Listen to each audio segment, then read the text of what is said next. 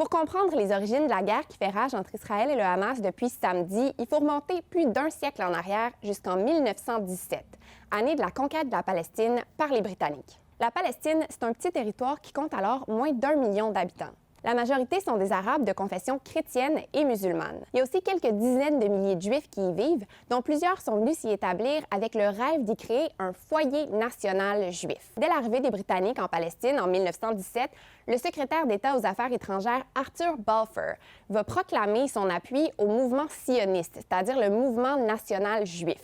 Mais il prend soin de souligner que rien ne doit être fait pour porter atteinte aux droits des communautés non juives présentes en Palestine. Le mandat britannique, qui dure jusqu'en 1946, est marqué par une hausse importante de l'immigration juive en Palestine, ce qui provoque des révoltes du côté arabe. Pour calmer la population arabe, les Britanniques promettent de limiter l'immigration juive en Palestine.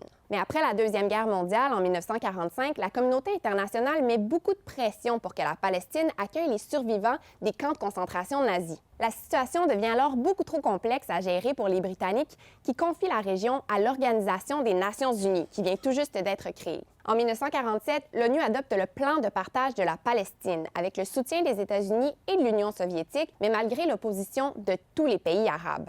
Le 14 mai 1948, Israël devient un État indépendant.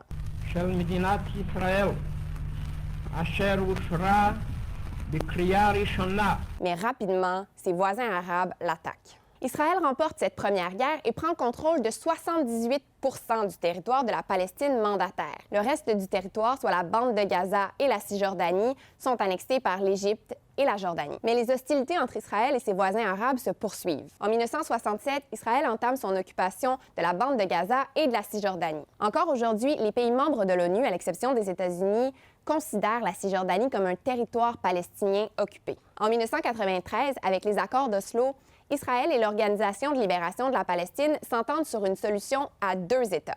On s'entend donc sur la création d'un État palestinien à Gaza et en Cisjordanie. Son futur gouvernement, l'Autorité palestinienne, est alors créé. Israël se retire officiellement de la bande de Gaza en 2005, mais garde le contrôle total de ses frontières en citant des raisons de sécurité. En parallèle, le Hamas est créé. Considéré comme une organisation terroriste par plusieurs pays, dont le Canada, le Hamas prône la destruction de l'État d'Israël. Il souhaite la création d'un État islamique sur tout le territoire de la Palestine mandataire. En 2006, le Hamas remporte les élections législatives palestiniennes et prend alors le contrôle de la bande de Gaza. En riposte, Israël va imposer un blocus sur la région qui interdit l'importation de presque tous les produits commerciaux. Israël contrôle aussi l'accès à l'eau potable et à l'électricité pour les habitants de la région. Le blocus est toujours en cours 17 ans plus tard dans la bande de Gaza, d'où ont été lancées les attaques du Hamas contre Israël samedi dernier.